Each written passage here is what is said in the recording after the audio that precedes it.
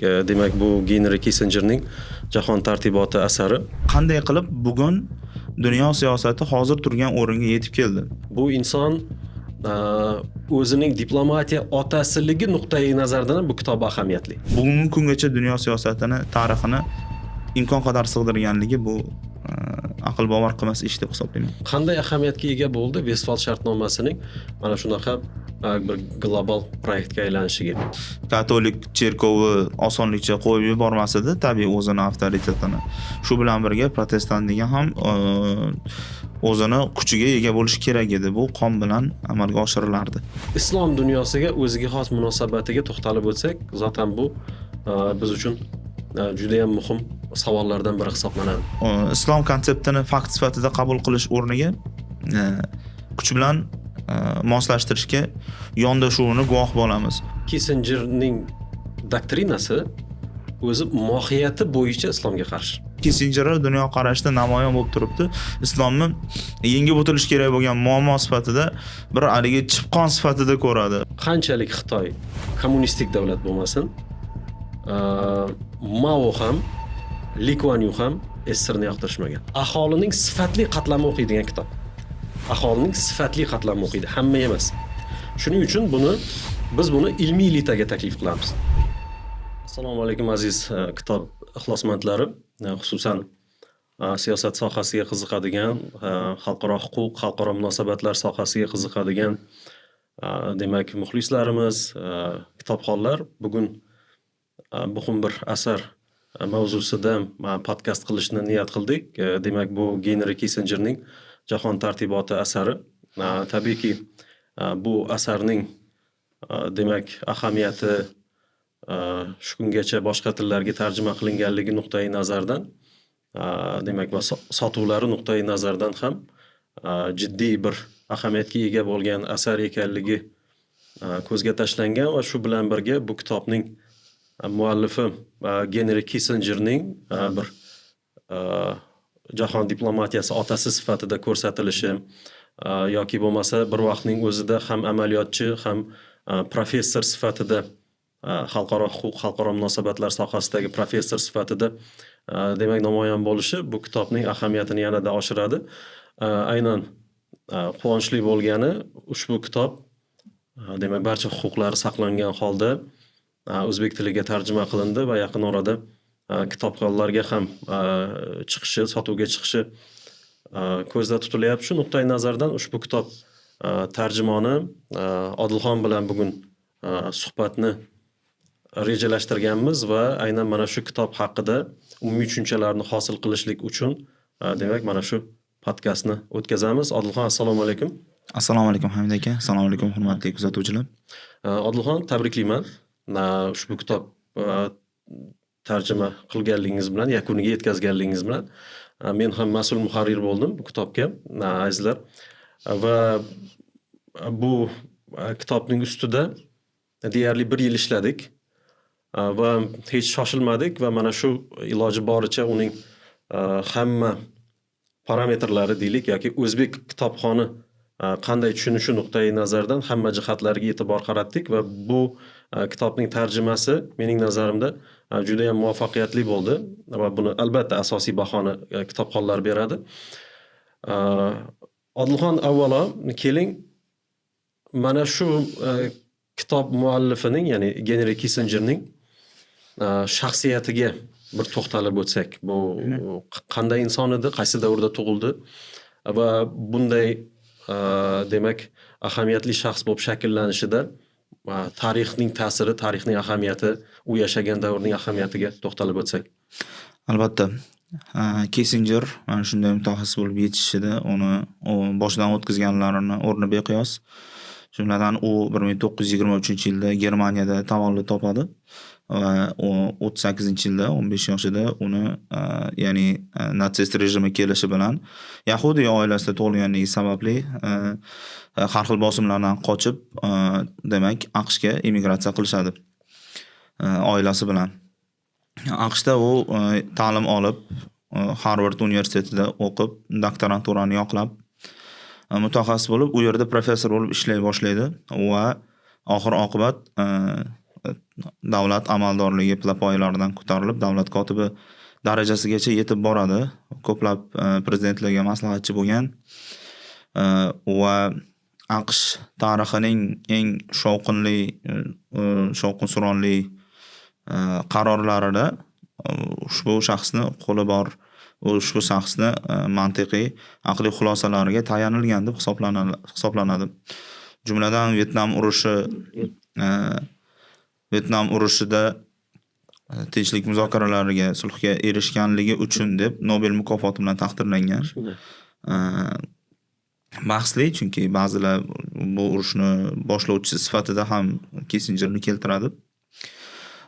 Va Kissinger nafaqat o'zini shu jiddiy siyosiy qarorlari bilan dunyoga ta'sir o'tkazgan, balki o'zini mana shu xulosalarini bir necha kitoblarida yozib qoldirib 2023-yilda vafot qildi. Va eng mashhur va eng keng tarqalgan yaxshi kitoblaridan diplomatiya va mana shu jahon tartibotini sanab o'tishadi. To'g'ri, Adilxon o'zi aslida har bir mana shu jahon tartibotiga insonlarning yoki insoniyatning tafakkur tarziga ta'sir ko'rsatgan olimlarning hayotini qaraydigan bo'lsak, ular tug'ilgan davr juda ham muhim ahamiyat kasb etgan. Masalan, deylik o'sha biz juda ham yaxshi biladigan va shu kitobda ham eslangan Thomas Hobbesni oladigan bo'lsak, bu o'sha xuddiki hammaning hammaga qarshi urushi bo'lib turgan bir Angliyada tavallud topgani va undan keyin uning tasavvuri asosidagi ma'lum bir falsafiy dunyoqarash shakllanganligini ko'ramiz. Haqiqatdan ham 1923-yilda tavallud topgan Henry Kissinger, agar tarixiy rakursdan oladigan bo'lsak, Birinchi jahon urushi tugaganiga hali ko'p bo'lmagandi. Ya'ni uning ota-onasi yoki bobolari deylik, mana shu urush zaxmini hali unutmagan davr edi. 1923 bu hali uzoq ketmagan davr va o'sha davr insonlari Henry Kissinger aqlini tanib boshlagan paytdan boshlab Ikkinchi jahon urushining ham hidi kelib boshlagan edi. Va biz Ikkinchi jahon urushini bilamizki, bu liberalizmning to'liq g'alabasi bilan. Liberalizm tabiiyki fashistik tafakkur bilan yoki keling, liberallar xafa bo'lmasin, natsionalistik tafakkur bilan Ikkinchi jahon urushida to'liq g'alaba qozonganligini bilamiz va aynan mana shu tazyiqlar asosida, tazyiqlar ta'sirida o'qituvchilar oilasidan bo'lgan Henry Kissinger, onasi o'qituvchi bo'ladi. Amerikaga ko'chib o'tadilar va Amerikada demak juda bir oddiy o'sha paytdagi qiyinchiliklarni boshidan kechirgan bir kechirib ta'lim olgan bir yigit shakllanadi va aynan uning hayotida burilish yasagan jihati bu Ikkinchi jahon urushi. Albatta. Ikkinchi jahon urushi, ya'ni e'tibor beraylik, mana Birinchi jahon urushi paytida yo'q edi, lekin uning boyagi hali harorati, xavri yoki bo'lmasa sotsial bir bosimlari ketmagan davrda tug'ildi va natsistik 3-Reyx deymiz, mag'lub bo'lgan imperiyani ichida tug'ildi. Germaniyada tug'ildi va Amerikaga ko'chib o'tishi bilan yana Ikkinchi jahon urushi boshlanib ketdi va Ikkinchi jahon urushida Odilxon Kissinger armiyaga chaqirtiriladi. Armiyaga chaqirtirilgandan keyin bu armiyada demak bir professor va umuman o'sha Amerika Qo'shma Shtatlari qo'mondonlarining maslahatchisi bilan tanishadi, bir general bilan tanishadi va u general buni maxsus xizmatga ishga oladi. Va uning birinchi kichik bo'lsa ham harbiy operatsiyasi aynan Germaniyadagi yashirinib yurgan natsistlarni topish va ularni qaysidir ma'noda g'oyaviy yoki jismoniy likvidatsiya qilish bilan bog'liq masalalarda o'sha likvidatsiya qilmasdan deyiladi endi bu. Ko'pincha bahsli masala, mana shuni muvaffaqiyatli yakunlaydi va aynan mana shu harakatlari bilan u asta-sekinlik bilan demak Amerika Qo'shma Shtatlarining o'sha establishmenti deymiz, siyosiy elitasiga yaqinlashadi va shu bilan birga u urushdan keyin pedagogik faoliyat bilan shug'ullanadi, ilmiy faoliyat bilan shug'ullanadi va kamdan kam xususiyatlaridan biri ham urush, ham amaliyot siyosiy maslahatchi sifatida, ham professura, nazariy. Ko'pincha uning nazariy o'sha professorlik faoliyati uncha ko'zga tashlanmaydi, lekin u kitoblar yozishda, maqolalar yozishda ham yaxshigina bir ahamiyatli shaxs bo'lganligini ko'rsatadi va eng qizig'i urush ta'sirida boshlangan hayot Rossiya Ukraina urushi davrida mana shu urushga munosabat bildirib bir umri payoniga yetdi-da bu odamning-da. O'rtada siz eslab o'tdingiz o'sha Vyetnam urushi, Kambodjani portlatgan, bombardimon qilgan odam sifatida ko'riladi yoki bo'lmasa ping-pong siyosati deydi. Boyagi xitoyliklar o'sha kichik tennis o'ynash uchun u yoqqa bu yoqqa borishlari yoki bo'lmasa zigzag diplomatiya deydi. Turli xil anekdotlar yuradi bu odamning faoliyati haqida yoki bo'lmasa sovuq urushdagi eng muhim insonlardan biri. Brejnev davrida deylik yoki undan oldinroq Niksonning tashrif buyurishi va SSRning o'zining uzoqqa uchuvchi ballistik raketalarning qisqartirilishi masalasida ham aynan Henry Kissingerning bizlar o'rnini ko'rmasdan ilojimiz yo'q. Hattoki juda ham qiziq. Pinochet hukumatini bu qo'llab-quvvatlagan odamlardan, uning hokimiyatga kelishiga asos bo'lgan bir odamlardan biri hisoblanadi. Shuning uchun ham bu inson o'zining diplomatiya otasiligi nuqtai nazaridan ham bu kitob ahamiyatli. O'zi aslida buni chuqur fundamental ilmiy tadqiqot deb bo'lmaydi bu kitobda. Bu ahamiyatli bir juda ham katta global munosabatlarga ta'sir ko'rsatgan insonning kitobi bo'lganligi uchun ham bu ahamiyatli hisoblanadi. Bu orqali biz Amerika Qo'shma Shtatlarining global tafakkurini va shu bilan birga eng muhim jihati Amerika Qo'shma Shtatlarining kamchiliklarini, kerak bo'lsa katta bir imperiya ko'rinishidagi davlatning qulash trayektoriyasining ma'lum bir belgilarini bu kitobda ko'rishimiz mumkin. Ko'pchilik tarjima qilayotganimizda ham aytdik-ku, nimaga kerak Amerikaning o'zi demokratik qoidalarni buzishni boshladi-ku, liberal qoidalarni. Lekin aynan mana shu qoidalarni buzishning belgilari ham bu kitobning ichida ko'rsatilganligi nuqtai nazaridan mening nazarimda hali ko'p yillar biz Amerika Qo'shma Shtatlarining keyingi paytlardagi jahon tartibotining eng katta ahamiyatli davlatlaridan biri sifatida uning harakatlarini bashorat qilishda demak muhim asarlardan biri sifatida bu kitobni biz qabul qilishimiz mumkin bo'ladi. Mutlaqo 100%. Shu o'rinda Kissingerni bayon qilish iste'dodiga tan bermasdan iloji yo'q. Mayli bu xolislik ikkinchi masala, chunki inson tabiiy obyektiv bo'lmasligi mumkin ba'zi o'rinlarda. Lekin ilmiy maqolalar, ilmiy yondashuv bilan bir qatorda u omma uchun ham yoza olishini namoyon qilgan shu kitobida. Faqat akademiklar, ya'ni shu soha vakillari tushuna oladigan qiyin tildan foydalanmasdan, balki xalq uchun, omma uchun ma'lum bir o'ziga xos kalitni taqdim qiladi. Siyosiy olamda qarorlar qanaqa qabul qilinyapti, qaysi prinsiplardan foydalanilyapti, shu yo'nalishda, shu uslubda qandaydir xulosalarni olishlari uchun. Oldin kitobga kirishdan oldin o'zbek politologiyasida umuman gumanitar fanlar sohasida ma'lum bir ilmiy tadqiqotlar qilishda sitatalar bilan keltirish yoki ma'lum bir joylarni, kerakli joylarini olish tendensiyasi bo'lgan. Endi bunga turli xil sabablar bor. O'sha politologiyaning taqiqlanishi yoki bo'lmasa SSR davrida bu fanning yo'q deyilishi, undan keyin ham yo'q deyildi.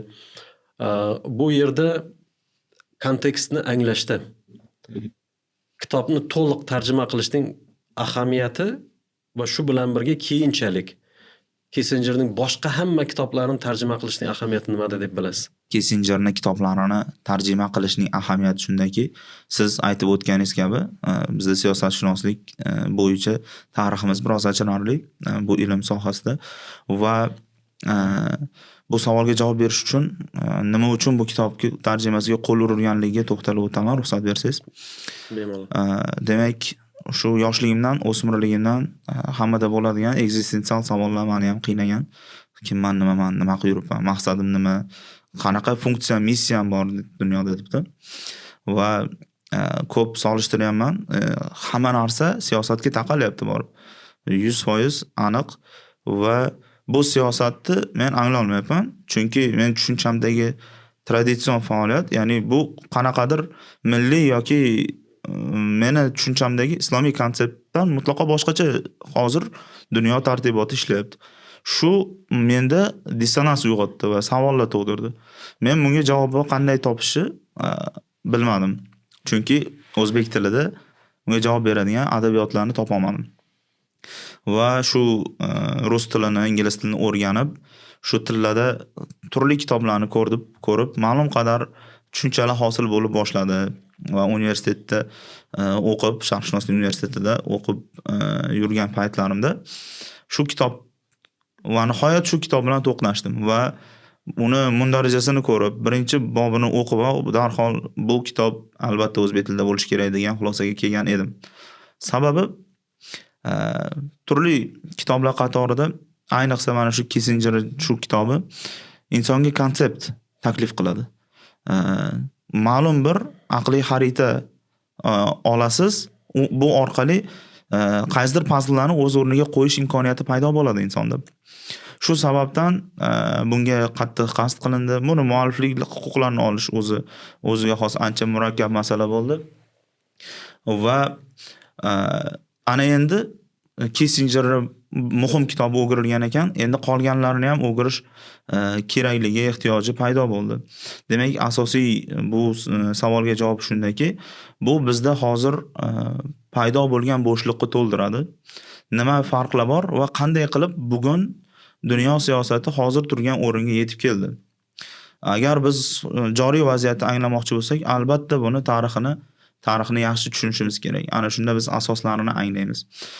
Kitob tarix haqida batafsil to'xtalib ham o'tirmaydi, shu bilan birga uni o'tkazib ham yubormaydi va balki muhim nuqtalarini va eng ajoyib asosiy xususiyatlarini ochib berishi bilan ahamiyatli. 500 betga bugungi kungacha dunyo siyosatini, tarixini imkon qadar sig'dirganligi bu aql bovar qilmas ish deb hisoblayman.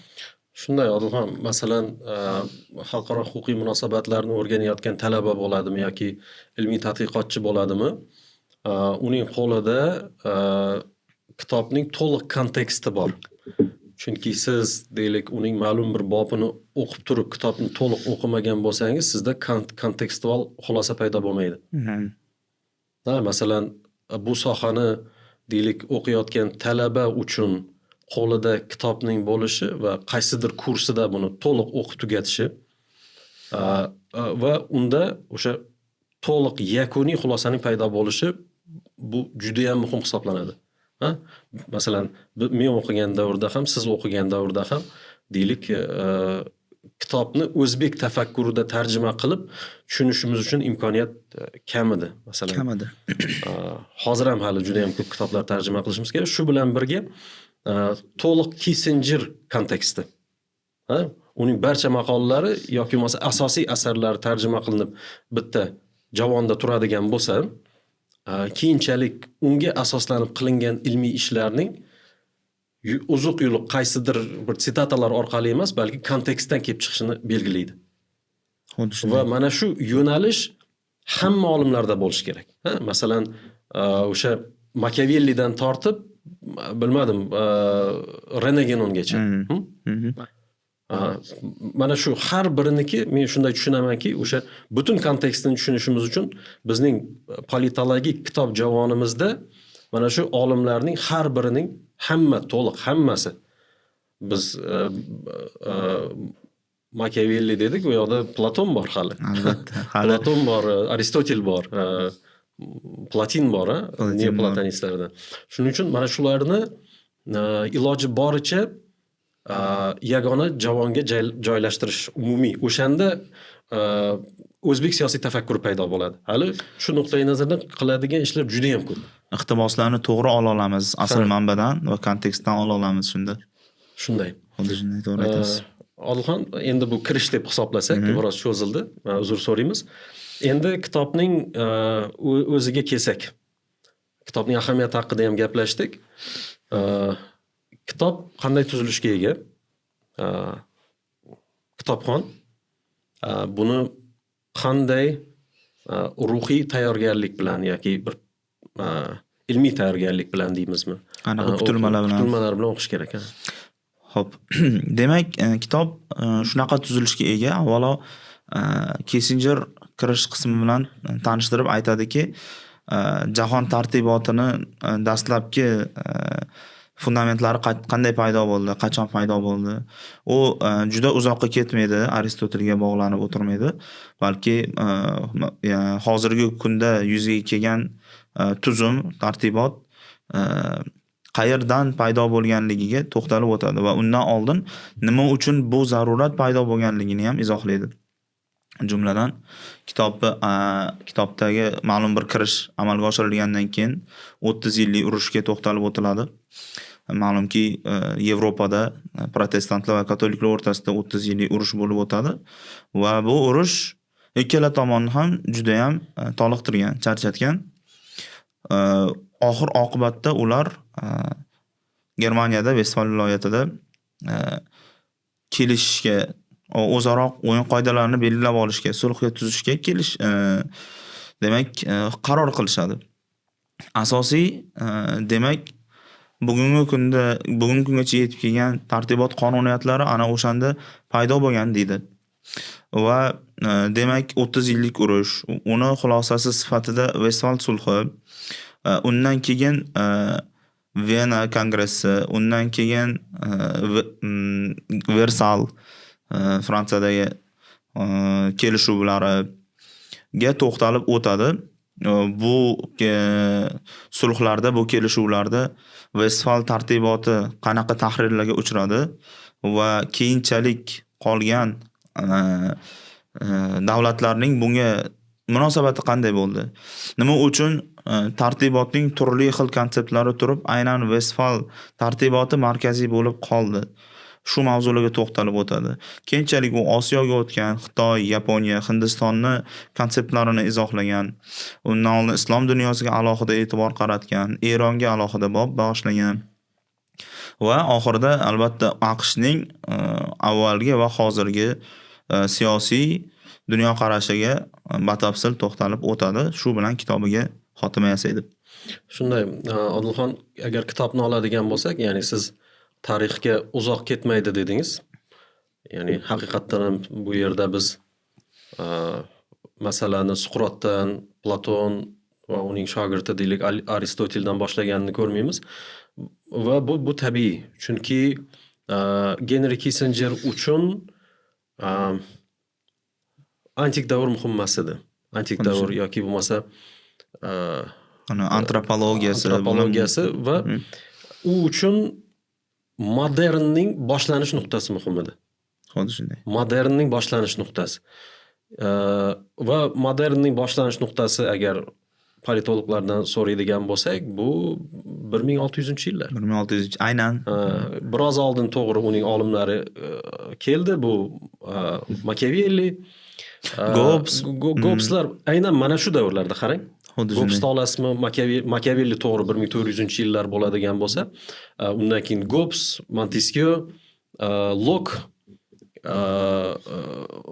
va Mill, Yeremey Bentham, bular hammasi mana shu davrda shakllangan olimlar hisoblanadi va 30 yillik urush bu yerda muhim. 30 yillik urush muhim. Chunki 30 yillik urush deyapmiz, lekin uning mohiyatida dinni inkor qilish borligini tushunishimiz kerak. Ya'ni odamlar 30 yil urushdi va Kissinger kitobida aytadiki, mana shu 30 yillik urush davomida Markaziy Yevropaning 4dan 1 aholisi qirilib ketdi deydi. Tasavvur qiling, aholini 4 ga bo'lasida, bittasini butunlay urushda yo'q bo'lib ketadi. Hattoki o'sha Vestfal shartnomasi hujjatlarini o'qiydigan bo'lsangiz, ayrim Germaniyaning qishloqlariga kiradigan bo'lsangiz, yo'lning atrofida murdalar yotganini ko'rardingiz deydi. Shu darajada qattiq urush bo'lgan va Vestfal shartnomasiga kelishning asosida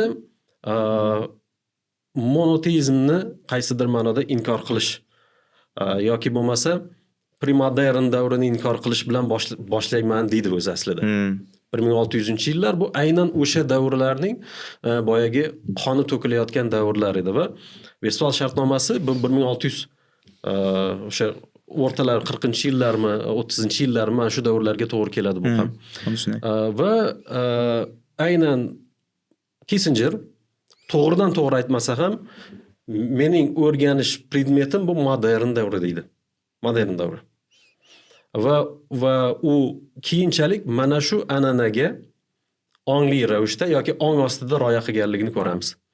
Va shuning orqasidan o'sha milliy davlatlar vujudga keladi Vestfal shartnomasi bo'yicha. Chunki markaziy katolik dinidan, Rimdan qutulish kerak va har bir davlatning o'zining xalqi, o'zining dini, o'zining siyosati va o'zining millati degan konsepsiya bu Vestfal konsepsiyasi hisoblanadi. Va men shu konsepsiyani olaman deydi. Bundan keyin ham shu amal qilsa yaxshi bo'lardi deydi yoki bo'lmasa shuning amal qilishiga qandaydir bir mesajlar bergisi keladi ichidan shu narsa saqlanib Albatta qolsa. simpatiyasi borligi ochiq oydin ko'rinib turadi. Va shu bilan birga aynan Vestfal jahon tartibotiga raqib bo'lishi mumkin bo'lgan yoki dushman bo'lishi mumkin bo'lgan ikkita madaniyatni sanaydi. Ya'ni men shular bilan eng asosiysi shular deb qabul qilaman. Bu Yevropaning bevosita yonida nimada joylashgan deylik, janubida joylashgan islom siyosiy tafakkuri. Islom siyosiy tafakkuri. Kissinger biroz yumshoq qilib aytmoqchi bo'lsa ham, xuddiki bir Vestfal tizimiga dushman bir global g'oya sifatida ko'radi. Islom dunyosi. Va undan keyin Xitoy. Xitoyni u tartibga solsa bo'ladigan, lekin shu bilan birga avtoritar bir markazlashgan madaniyat sifatida ko'rsatishga harakat qiladi va butun kitobning mundarijasi mana shu oqim bo'yicha ketganligini biz ko'rishimiz mumkin. Xo'p, Odilxon keyin, ya'ni biz hozir uning nazariy asosini ko'rdik. Nimaga asoslanib? Juda ham bir qisqa bir 10 varoq atrofida bu nazariy asoslarni keltirishga harakat qiladi. Va kitob mundarijasining keyingi bosqichlari, keyingi mavzulari nimalarga bag'ishlangan? Yaxshi. Demak, aytib o'tganimizdek, qisqa kirish amalga oshirilgandan keyin 30 yillik urushni tasvirlab boshlanadi.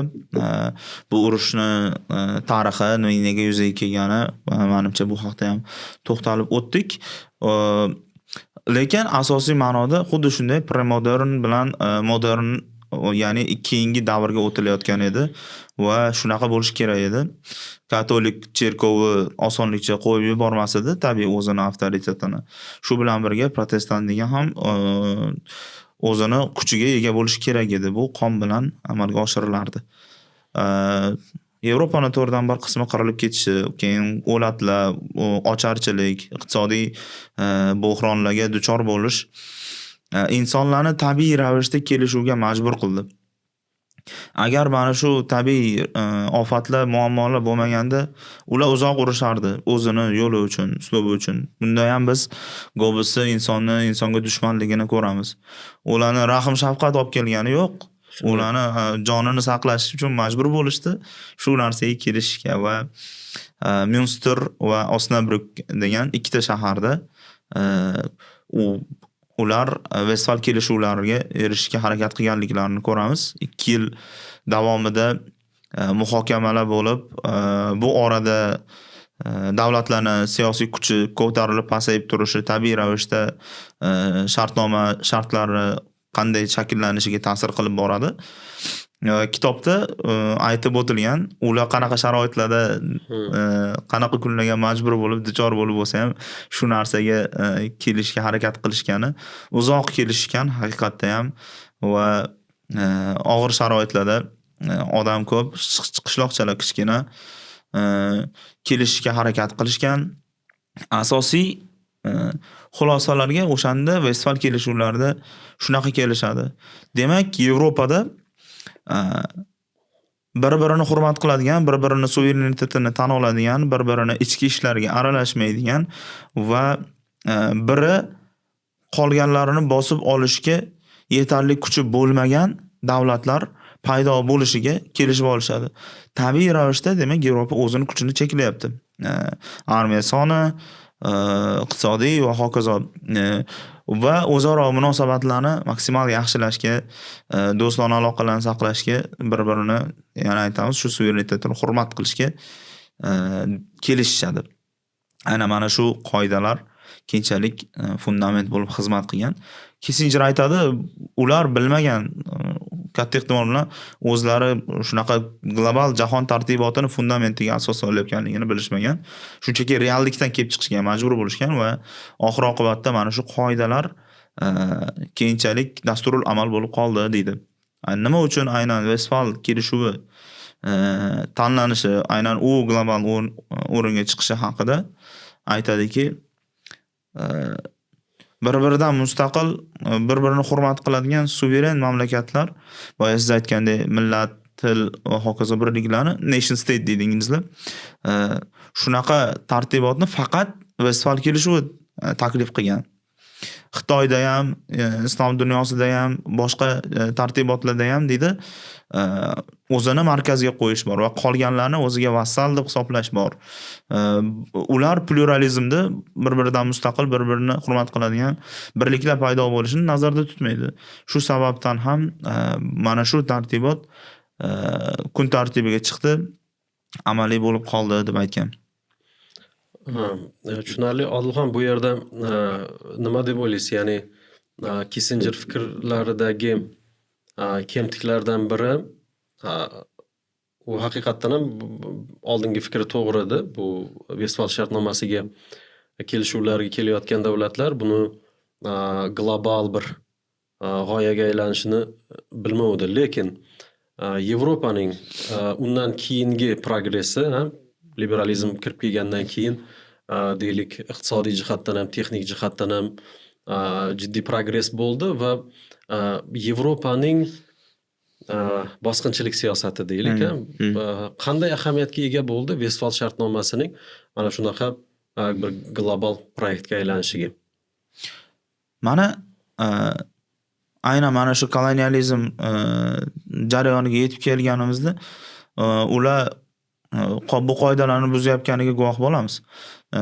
Ya'ni Westfal shartnomasi Yevropa davlatlarini tushunchasida u faqat o'zlarini, ya'ni shu G'arbiy Yevropada amal qiladigan qonun-qoida va dunyoning qolgan qismiga amal qilmaydigandek. Ya'ni aslida bu konsept ham universal bo'lmaganligini ko'ramiz. Keyinchalik kolonializm orqali ular dunyoning qolgan qismini bosib olishgan va mana shu bosib olishganida ular bilan birga g'oyalar eksport bo'lib, Westfal shartnomasining talablari ham yetib keladi. Keyinchalik hamma davlatlarda mustaqil ozodlik, milliy ozodlik harakatlari boshlanganda ular aynan mana shu qonuniyatlarni keyin dastak qilib olishgan. Mana o'zingizlar kelishgan, aytgan kelishuv, millatlar erkin bo'lishi kerak, suveren bo'lishi kerak, hurmat qilinishi kerak deb ilgari surishgan. Shu bilan bu bosqinchilar ketdi, ba'zan o'zlari ham majbur bo'lishdi, tan olib voz kechishga, bunga majbur qilindi va ular ketgach, ya'ni bosqinchilar ketdi, lekin ular bilan eksport bo'lib kelgan konseptlar o'rnashib qolgan va nation state'lar, milliy markazli davlatlar paydo bo'lgan. Shunday, ya'ni yana bir jihati, masalan, Britaniyaning o'zi oladigan bo'lsak, aynan bu tafakkur tarzining vujudga kelishida Britaniya bu vatani desak bo'ladi liberalizmning. O'sha nation state'ni o'zi qabul qilmagan bo'lsa ham, hattoki Britaniyaning konstitutsiyasi mavjud emas, Britaniya o'ziga xos o'zi aslida. Lekin u dunyodagi eng kolonial davlat ekan, mana shu narsalarni taklif qildi, hattoki Amerikaga ham taklif qildi bu narsalarni. Va borgan joyida, demak, o'ziga qulay bir siyosiy rejim sifatida va tugal bir tafakkur sifatida mana shu narsalarni taklif qildi va bu bir kunda, bir oyda, bir yilda yoki 10 yilda o'rnatilgan tafakkur tarzi emas. Va keyinchalik, masalan, mana Rossiya orqali mana shu tafakkur tarzi O'zbekiston va Markaziy Osiyo hududlariga ham kirib keldi. Aynan mana shuning ta'sirida deylik Markaziy Osiyo hududidagi 3 ta xonlik milliy davlatlarga ajraldi. O'zbekiston, Tojikiston, Qirg'iziston, Turkmaniston deb milliy davlatlarga aylandi va bu Westfal kelishuvlari va uning asosida yaratilgan va u bilan bog'liq bo'lgan liberal tafakkur, milliy davlatchilik shu tariqa butun dunyoning siyosiy tafakkuriga aylanishni boshladi va to'g'ri aytdingiz, bu Birlashgan Millatlar Tashkiloti, Birlashgan Millatlar Tashkiloti, Millatlar Tashkiloti va xalqaro tashkilot, xalqaro byurokratiya ham o'sha natsionalizm bilan bog'landi. Birlashgan Millatlar Tashkiloti va qarabsizki, dunyoning katta qismi milliy davlatga aylangan ekan, yangi tashkil bo'lgan davlatlar ham o'sha o'zining milliylik xususiyatini vujudga keltirib, ayrim paytlar sun'iy, masalan 40% ga yetadigan tarixing bo'ladigan bo'lsa, 60%ni yasashingga to'g'ri keladi. Mif. Demak, rasmiy tarix deydi buni, Nietzsche. Mana shunaqa davlatlar vujudga keldi va Kissinger aynan mana shunga murojaat qiladi. Va mana shu tizim saqlanib qolishi kerak deydi. Va bunga qarshi bo'lishi mumkin bo'lgan birinchi islom tafakkuri. Tabiiy. Va shu bilan birga bu tabiiy. Ya'ni uning fundamentlariga qarshi bu tafakkur tarzi va Xitoy. Mana shularga to'xtalib o'tganligini ko'ramiz va kitob ham mana shu mundarija asosida ketadi. Endi Odilxon, vaqtimiz nuqtai nazardan kelib chiqib, keling kitobda Rossiyaga munosabat qanday?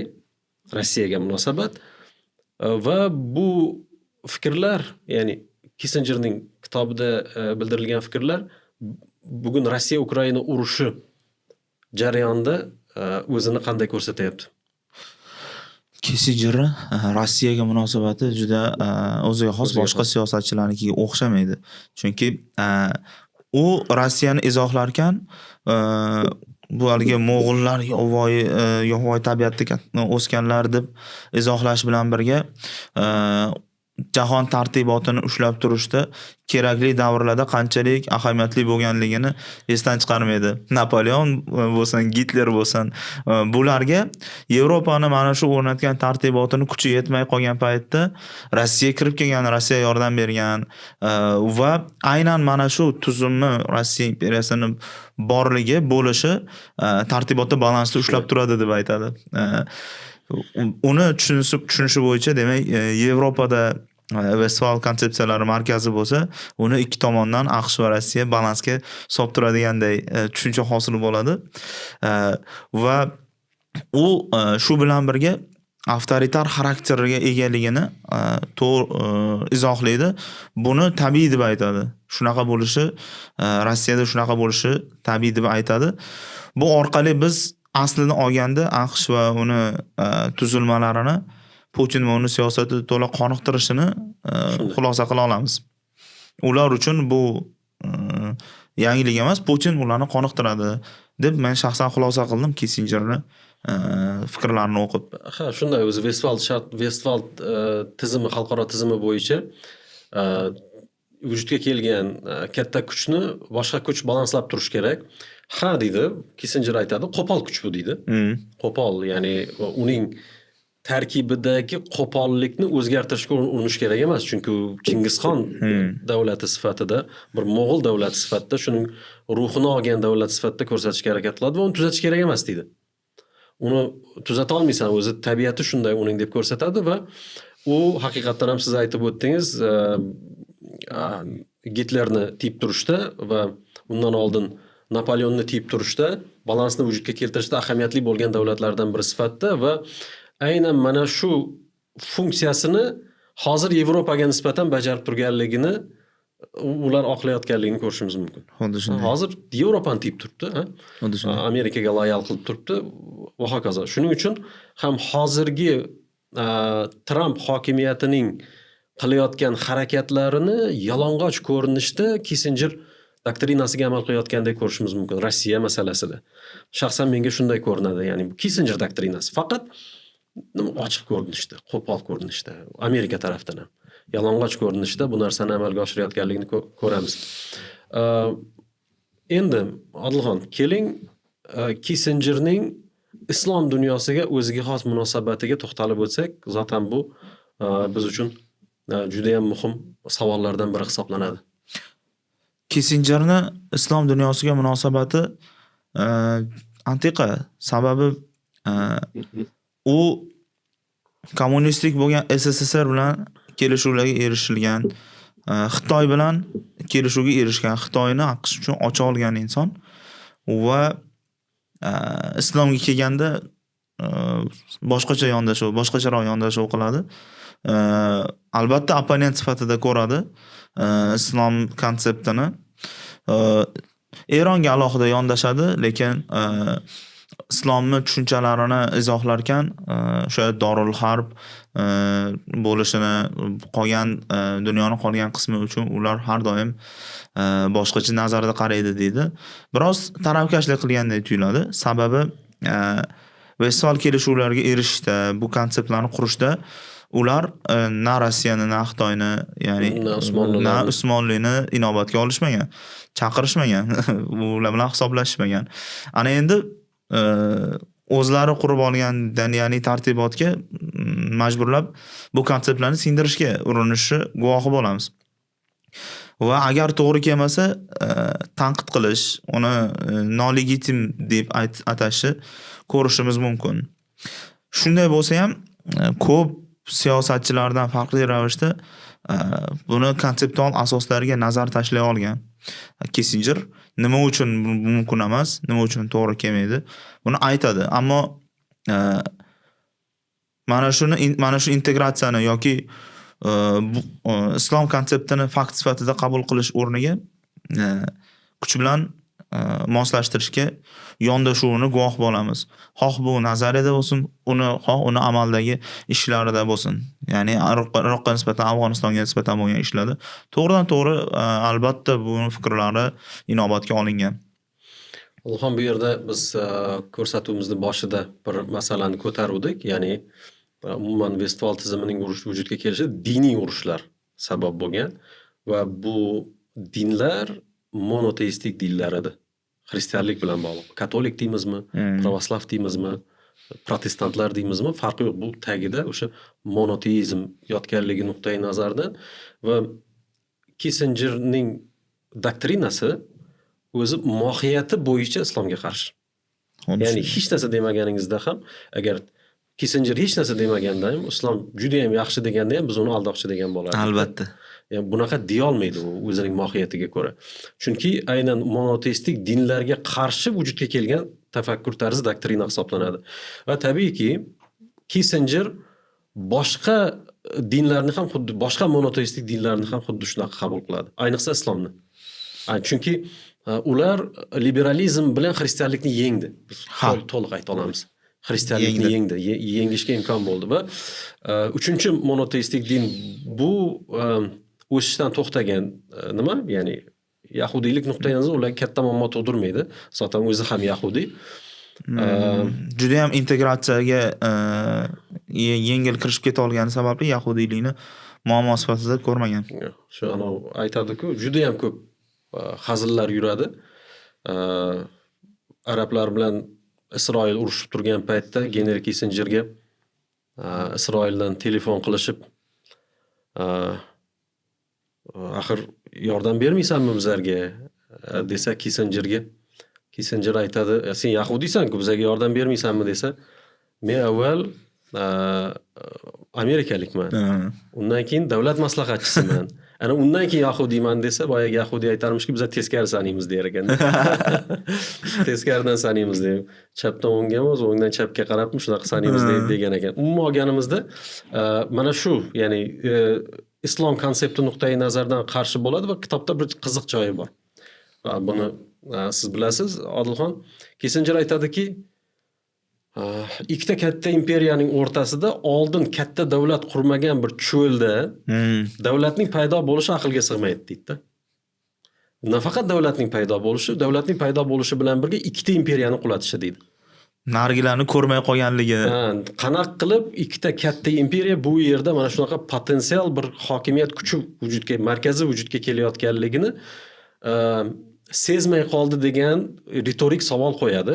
Qanday qilib sezmay qoldi buni deydi. Ikkita imperiya bo'lsa. Ya'ni o'sha imperiyalarning kuchi umuman hozirgilarga solishtiradigan bo'lsa, ular aynan o'sha davr nuqtai nazaridan juda ham kuchli bo'lishgan. Bir tarafda Rim imperiyasi ikkinchi tarafda forslar. Forslar. Ikkalasini ham qulatdi va Kissinger tushunmaydi bu qanday vujudga kelganini. Chunki tarixda analog yo'q. Ha, Chunki davlatchilik vujudga kelishligi uchun qandaydir o'sha tarixiy bosqichlardan bosib o'tish kerak. Amerikaning ham bugungi super davlatga aylanishi bu Yevropa proyekti bu. Boshqa narsa emas, Yevropa proyekti. Bu liberal proyekt bu. U yerdagi mahalliy aholini to'liq qirib tashlashgan. Qiziltanlilar. U rezervatlarga qamab, plantatsiyalarda ishlatib, chunki lok bunga imkon beradi. Foydalanmayotgan yerlarni bemalol olishing mumkin, seniki deydi. O'zining o'sha boshqaruv haqidagi ikkita traktatida. Demak, Kissingerning mana shu fikri markaziy fikr. Kitobda bor turibdi, tarjimada turibdi va xulosasi qanday? Endi yo'l qo'yib bo'lmaydi deydi. Ha, bu bilan nima mujda bermoqchi? Hozirgi davlatlarga aniq aytadi. Ogoh bo'linglar deb. Endi yo'l qo'yib bo'lmaydi deydi. Ya'ni va bundan tushunish mumkinki, hali u islom tafakkur bu energiyani yo'qotmagan deyapti-da.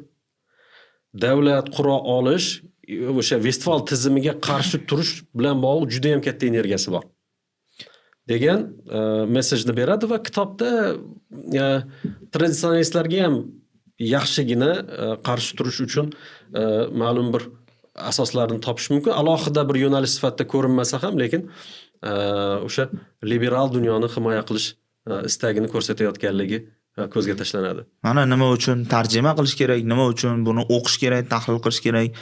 Ko'p har xil e'tirozlarni eshitamiz. Boshqa narsa yo'qmi deb.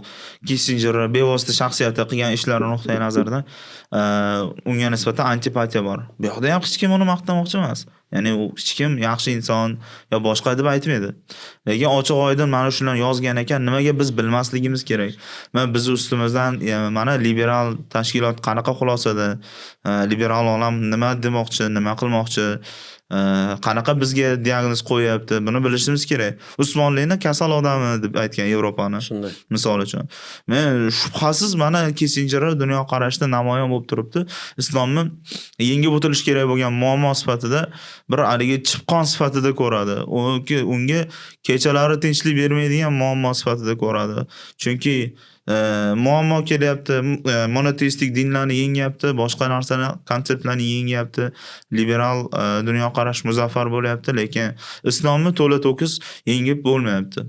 Qiynalyapti, chunki bu g'oya nima uchun bu qadar modernistik kuchga ega, nima uchun bu qadar reaktsion xarakterga ega degan savolga javob berishga shuncha harakat qilib, shuncha sahifa bag'ishlagan.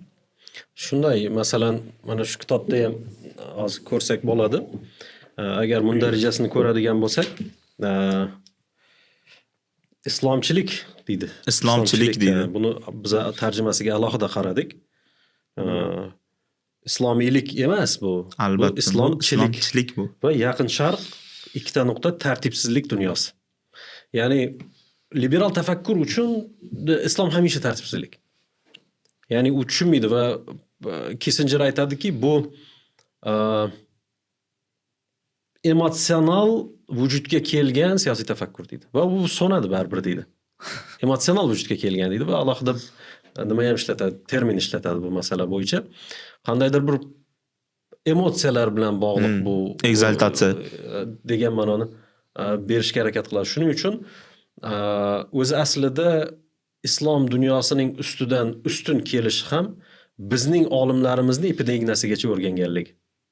Ya'ni bular musulmonlarning nimasi, bizlarning dushmanimiz, bizlarning raqibimiz emas.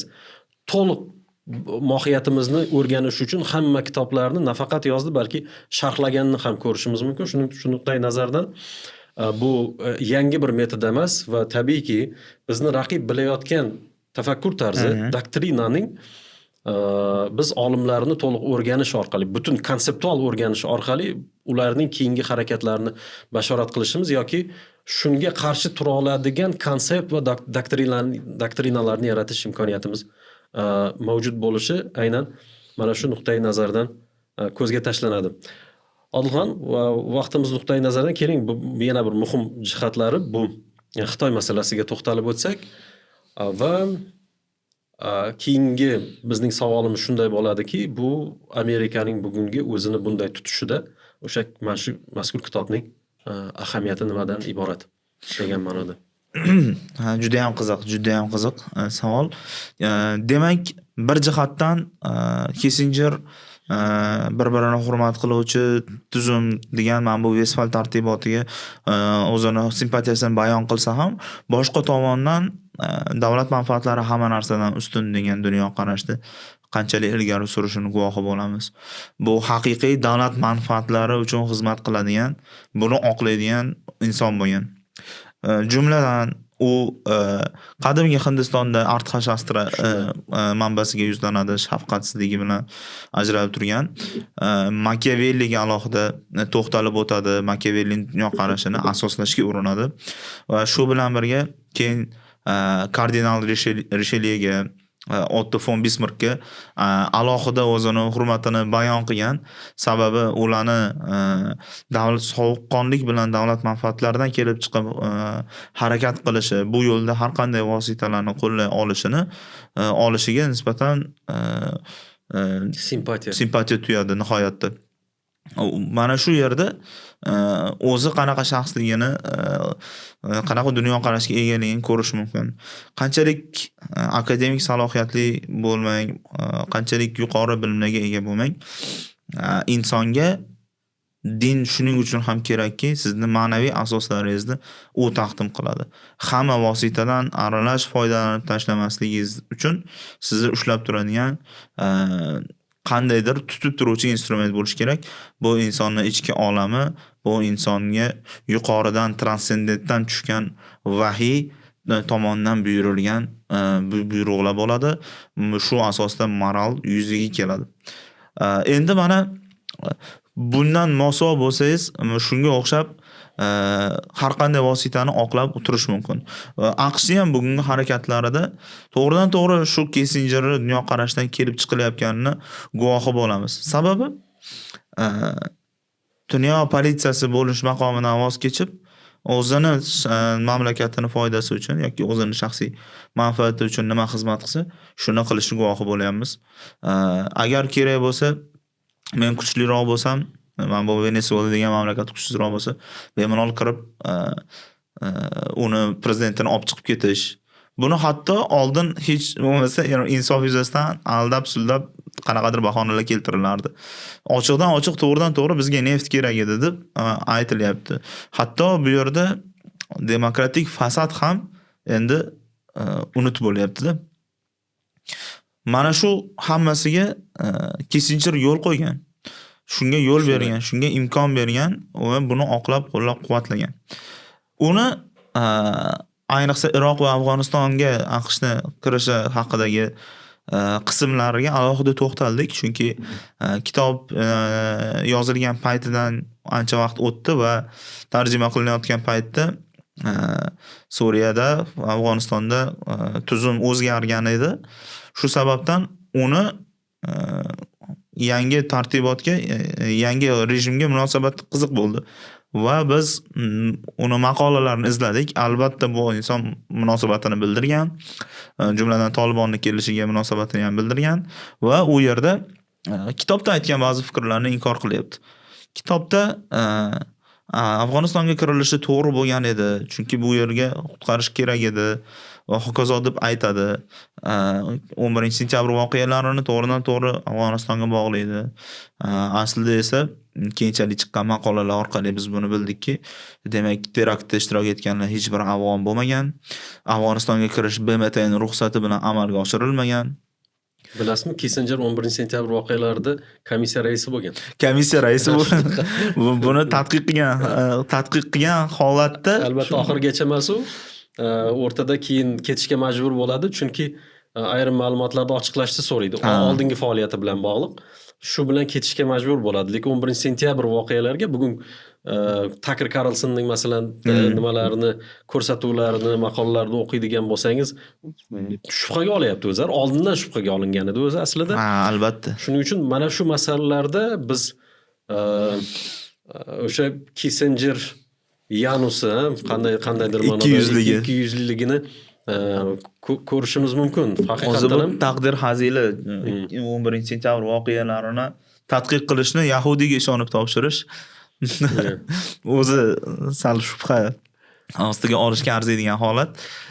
Demak, Afg'onistonga kirish haqida o'sha o'zini argumentlarini keltirgan.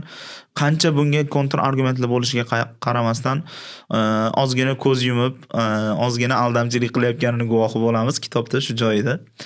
Va keyinchalik chiqqan maqolasida to'g'ridan-to'g'ri o'zini fikrini inkor qilib, bu juda katta xato edi, bu noto'g'ri bo'lgan edi, to'g'rilashga urinish kerak emas edi.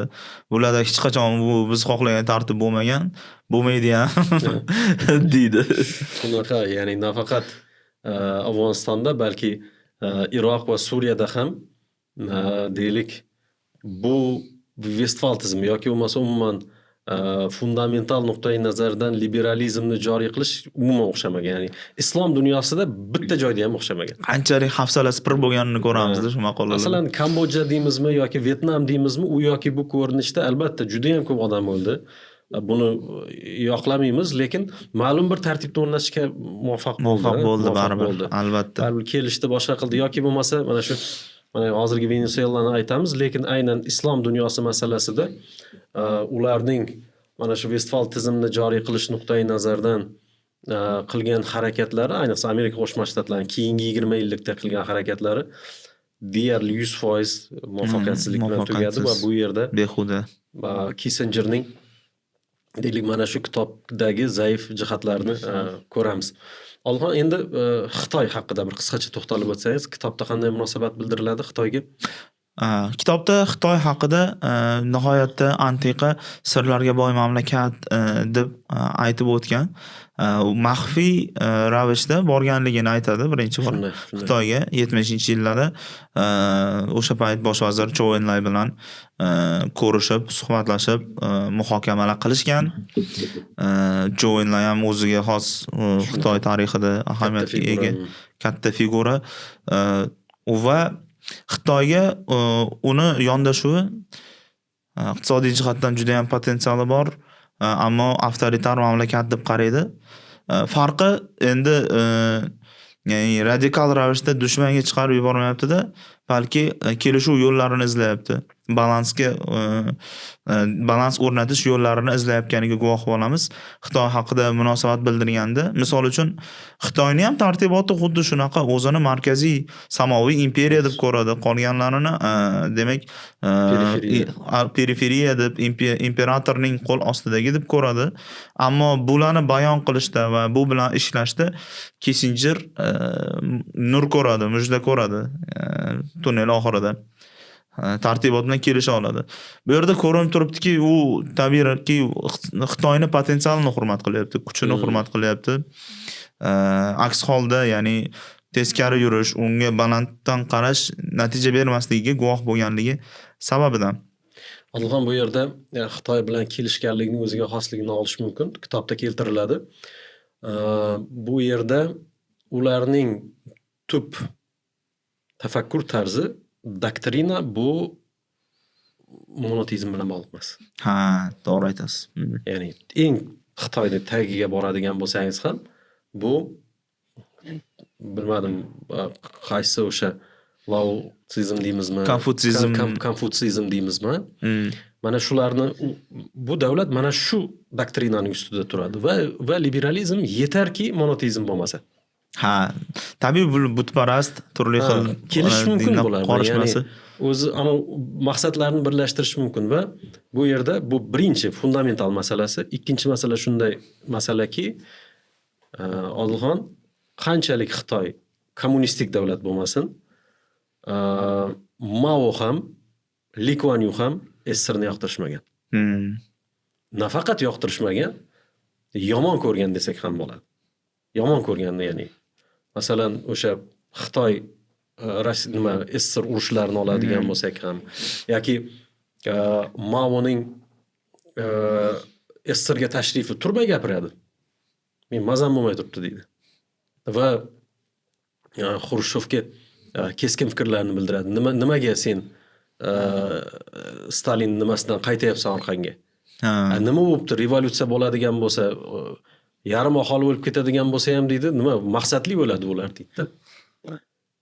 Ya'ni uning Stalin nimasidan, ruhiyatidan qaytayotganligidan norozi bo'ladi. Va umuman o'zi agar Mao memuarlarini, Mao haqida yozilgan kitoblarni yoki hattoki Li Kuan Yuni ham osmonga ko'tarishadi. Maodan katta farqi bo'lgan emas u odamning o'zi aslida. Ko'radigan bo'lsangiz, bular ko'proq Amerikaga simpatiyasi bo'lgan SSRdan ko'ra. Shuning uchun Kissinger mana shu narsani payqaydi. Mana shu narsani payqashi natijasida 1976 o'ladimi Mao? 76. 76 yoki 77. Mana shu davrda aynan mana shu narsani payqab, deylik, o'zi maxfiy uchrashuvlar bo'yicha Kissinger bu chempion. O'sha Kambodja o'sha inqirozida ham aynan 68 marta maxfiy uchrashuv bo'lgan ekan. Tugatguncha. O'sha maxfiy ochiq mana shunaqa uchrashuvlar. Kambodja masalasida. Kambodja masalasida. Keyin shu nuqtai nazardan oladigan bo'lsak, demak, Amerika Qo'shma Shtatlari Nixon paytida adashmasam, Nixon paytida. mana shu munosabatlar o'rnatilishida Kissinger doktrinasi qo'l keladi. Va bugungi kundagi nimaning, ya'ni Vestfal shartnomasiga asoslanadigan dunyoning bozor modelini Xitoy qabul qildi. Xitoy qabul qildi. O'zimma kommunizm, agar mutaxassislar bilan gaplashadigan bo'lsak, Odilxon, bilasizki, kommunizm bu liberalizmning farzandi. Fashizm birinchi farzandi edi, ertaroq o'ldi. Buni hozir rasmiy politologlar shuni tushunmayapti. Qanaqa qilib bir-biriga qarama-qarshi anaqalarni aytyapsan deb aytishyapti. Modern davrining g'oyalari. Aslida bular bir-biriga qarindosh, bir-birining farzandi. Faqat rasmiy siyosatda bu narsani tushuntirilmasligi mumkin. Bu tushunilmasligi ham mumkin. Ammo tushunmaydi bu narsani, masalanda, lekin kulishi ham mumkin hattoki, lekin oladigan bo'lsak, liberalizm bu, ya'ni mumtoz liberalizm bu ona g'oya hisoblanadi va uning bir yo'nalishi bu fashizm, ikkinchi yo'nalishi bu kommunizm. Kommunizm. Shu ontologiyasiga nazar solish kerak-da buni anglash uchun. Xitoy masalasida shunaqa. Endi bu kitobning oxirida keladi, bu postmodern davri, albatta postmodern tushunchasini ishlatmaydi. Ya'ni raqamli dunyo masalasidagi Kissingerning qarashlariga ham to'xtalib o'tsak yaxshi bo'lardi. Raqamli dunyo masalasida Kissinger asosan qo'rquvlari, xavotirlarini ilgari surgan. Raqamli dunyoda ma'lumot almashinuvi tezlashgandan keyin o'sha bu narsa data security deydi. Ma'lumot xavfsizligi qiyinlashdi. Bu narsani har xil demak provokatsiyalar va hokazolarga ochilish osonlashdi deb aytgan. Va aynan mana shu bobida Gobbs nomini tilga oladi. Ya'ni Gobbsning hammaning hammaga qarshi urushi yangi bir ko'rinishda paydo bo'layotganligini ko'rsatadi. Insonning insonga bo'riligi. Insonning insonga bo'riligi bu o'sha raqamli ko'rinishda vujudga kelayotganligini aytadi va aynan oxirgi bobida konkret bir konseptni vujudga keltirmaydi, umumiy fikrlarni bildirganligini ko'rishimiz mumkin. Zaten maqsadi u bo'lgan emas. Bu Henry Kissingerning oxirgi katta asarlaridan biri hisoblanadi va kitobda umuman olganimizda deylik, mana shu liniya ham ko'rinadi. Kissinger ko'pchilikni xafa qilishni istamagan. Hammasida yumshoqroq munosabatda bo'lishga, siz aytib o'tdingiz ayrim masalalarni, masalan, juda ham bir 200lamachilik ko'rinadigan jihati bu Isroilning yadro quroli bilan bog'liq bobi. Xuddiki Kissinger bilmaydi buni. Ya'ni uning bosim o'tkazayotganligi xuddiki hamma Isroilga bosim o'tkazyapti. Faqat Isroil emas.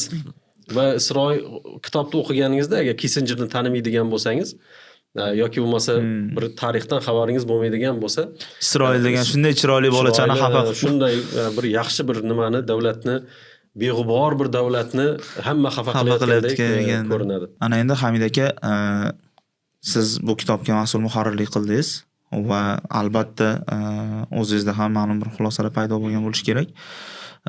Menga qiziq fikrim, sizningcha bu kitobdan o'quvchilar qanaqa xulosalar, qanaqa manfaatlar oladi?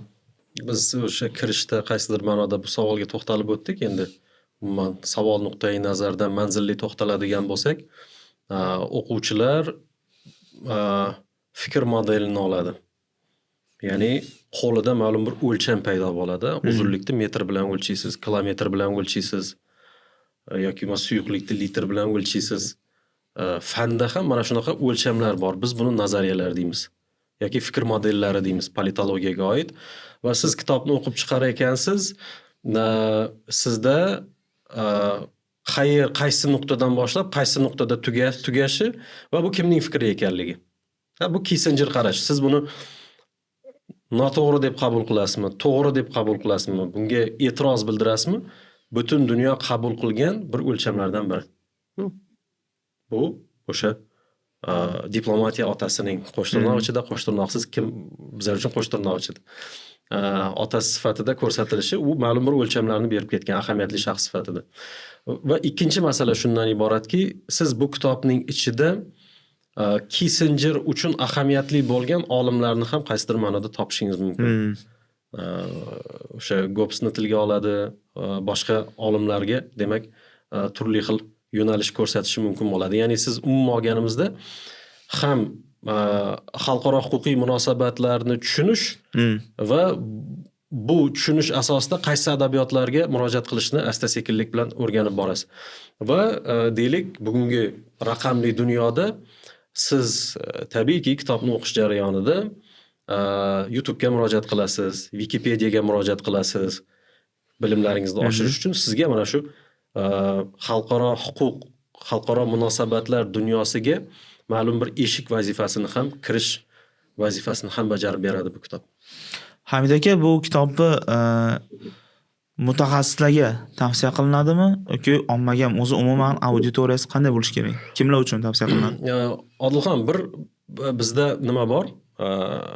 Men yoqlamaydigan umuman kitobchilik sohasidagi bu marketing bilan bog'liq masala, ya'ni ikkita bir-biri bilan ziddiyatlashadigan kitobchilik sohasida ikkita yo'nalish bor. Birinchisi marketing, ikkinchisi deylik kitobning auditoriyasi. Politologiyaga oid kitoblar deylik sevgiga oid kitoblar bo'lishi mumkin, qandaydir bir badiiy kitoblar bo'lishi mumkin. Agar auditoriyasini oladigan bo'lsak, bittasi juda ham katta, bittasi juda ham qisqa. Elitaga mo'ljallangan kitoblar sifatida qaraladi politologiyaga oid kitoblar. Shuning uchun ayrim kitoblarni siz deylik juda ham muhim kitob, lekin omma uchun mo'ljallanmagan, zerikarli kitob. Politologiyaga oid kitoblar zerikarli bo'ladi. Qoida tariqasida. Siz uni katta kitob, 500 varaqli kitob mana masalan, yoki undan ham kattaroq.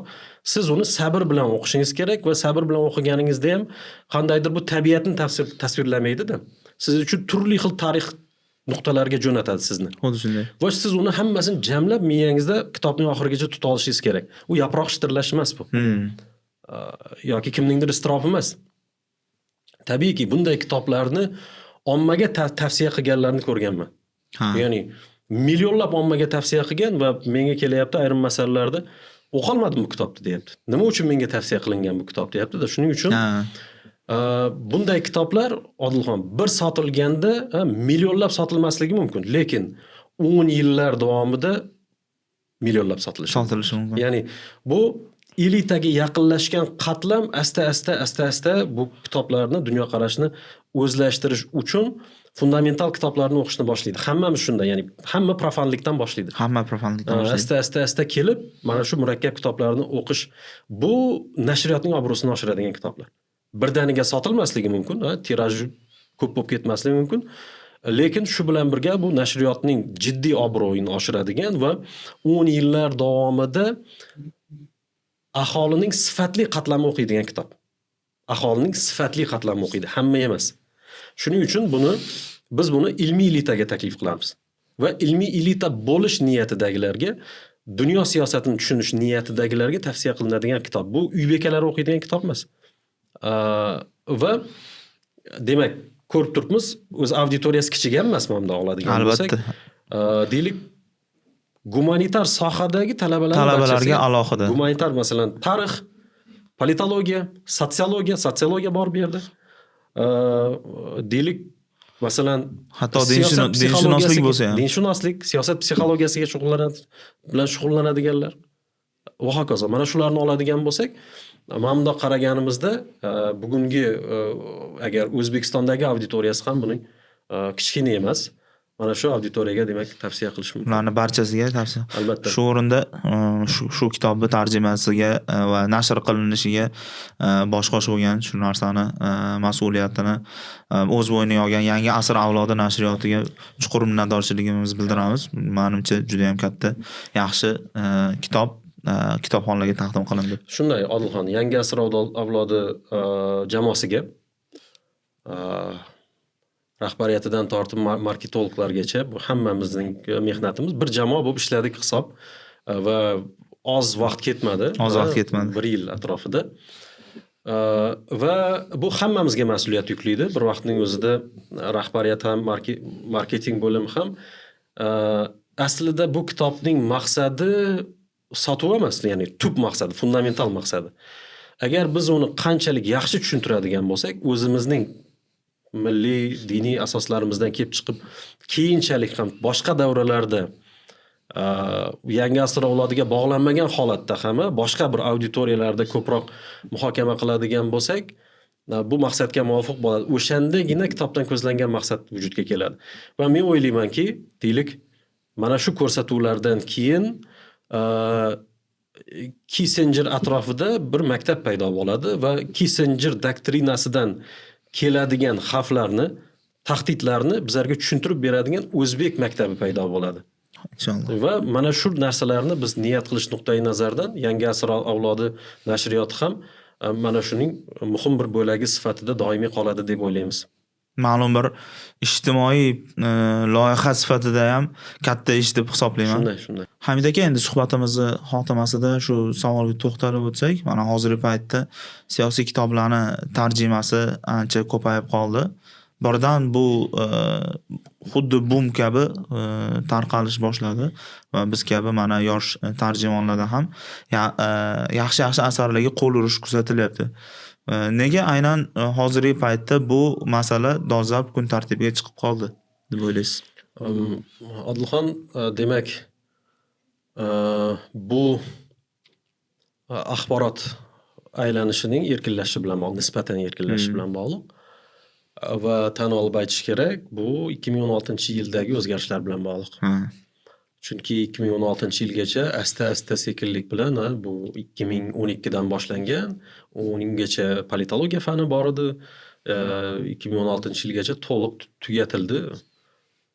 Va umuman siyosiy tafakkur ham bir taqiqlangan, xuddiki taqiqlangan mavzularday bo'lib qoldi va 2016-yildan keyin axborot aylanishi oshar ekan, inson siyosiy mavjudot sifatida demak o'zining tabiatidan kelib chiqib ham bu savollarni berishni boshladi. Chunki har qanday munosabatlarning oliylashuvi bu siyosatni taqozo qiladi. Platon aytadi-ku, siyosat bu munosabatlarning eng oliy ko'rinishidir deydi. Yoki kristallashgan ko'rinishidir deydi. Va eng muhim munosabatlar hokimiyat bilan bog'lanib hal bo'ladi. Yoki bo'lmasa insonning o'zining irodasini ko'rsatib hal bo'ladi. Qayerda iroda bo'lsa, shu yerda hokimiyat bor yoki hokimiyatning belgisi bor. Tabiiyki insonlar fikrlash sifati oshib borar ekan, siyosiylashib boradi. Siyosiylashib bordi degani bu siyosiy kitoblarga ehtiyoj ko'paydi degani va shu bilan birga bu stimulni bozor ko'rsatadi. Bo'lmasa bilmasdingiz qanday o'zgarayotganligini. Mana shu stimul bozordagi kitoblarning savdosi bilan demak ko'zga tashlanadi. Shu nuqtai nazardan biz o'sha ikkita tendensiyani ko'ryapmiz. Birdan boshda 2016-yilda o'zgarish paydo bo'ldi, biroz erkinlik, axborot aylanishi ko'paydi. Tabiiyki insonlar siyosiy mohiyatini anglab boshladi. Siyosiy mohiyatni anglash esa insoniyat davrida yaratilgan butun siyosiy adabiyotlarga ehtiyojni kuchaytirib yubordi va buni bozor ko'rsatyapti. Qoyil. Shu o'rinda suhbatdoshlarimiz, kuzatuvchilarimizga ham aytib o'tmoqchiman. Men shaxsiy fikrimcha bu masalani mana shu maktab paydo bo'lishiga tamal toshlari siz tomonidan qo'yildi. Kuchsizlar kuchi asari tarjimasi ilk bor mana shu siyosiy kitoblar tarjimasi sohasida qilingan ishlardan hisoblanadi. Undan keyingi vatandoshlik dasturi, keyin qonunlar ruhi va mana shu faoliyat uchun avvalo chuqur tashakkur bildirmoqchiman. Shuningdek, fikrimcha, mana shu amaliyotlarni, shu kitoblarni tarjima qilinishi, bularni shuningdek sharhlab borilishi atrofingizga yosh siyosiy soha tarjimonlarini paydo bo'lishiga, to'planishiga va ma'lum maktabni tamal toshlari qo'yilishiga sabab bo'ldi deb hisoblayman. Balkim hali davr yakunlanmagan ekan, bunga xulosa qilishga shoshilmaymiz, chunki insonning tabiati o'zgaruvchan. Hammamiz eng asosiysi to'g'ri yo'lda bo'laylik, chunki g'arb falsafasi bu bir vaqtning o'zida zaruriy, chunki raqib falsafa sifatida. Shu bilan birga xatarli ham. Shu bilan birga xatarli ham. Va bu yo'lda to'g'ri yo'ldan adashmasdan, demak, ma'lum bir davrni yakunlab oladigan bo'lsak, kimning qanday mehnat qilganligidan qat'iy nazar bu umumiy manfaat uchun xizmat qiladi. Sobit qilishini, mustahkam qilishini so'raymiz. Suhbatimiz manfaatli bo'lsin. Rahmat. Rahmat.